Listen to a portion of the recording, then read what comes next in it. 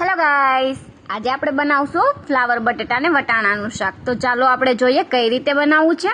તો મેં સૌપ્રથમ તેલ મૂકી દીધું છે. એની અંદર 1 ચમચી રાઈ, 1 ચમચી જીરું અને હિંગ એડ કરી દીધી છે.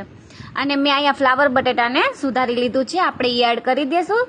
હવે આપણે કરશું આમાં મસાલા. તો 1 ચમચી હળદર પાવડર અને મીઠું સ્વાદ અનુસાર. બસ બધી વસ્તુ મિક્સ કરીને આપણે શાક બફાય એટલું આપણે પાણી એડ કરી દઈશું. તો શાક બફાઈ જાય પછી આપણે આમાં કરશું મસાલા. તો 2 ચમચી લાલ મરચું પાવડર, 1 ચમચી ધાણા જીરું પાવડર અને 1 ટમેટું છે, મેં એને અડધું ખમણી લીધું છે અને 1 સુધારી લીધું છે. બસ બધી વસ્તુને આપણે બરાબર મિક્સ કરી લેવાનું છે. હું આમાં થોડોક રસો કરું છું એટલે પાણી એડ કર્યું છે.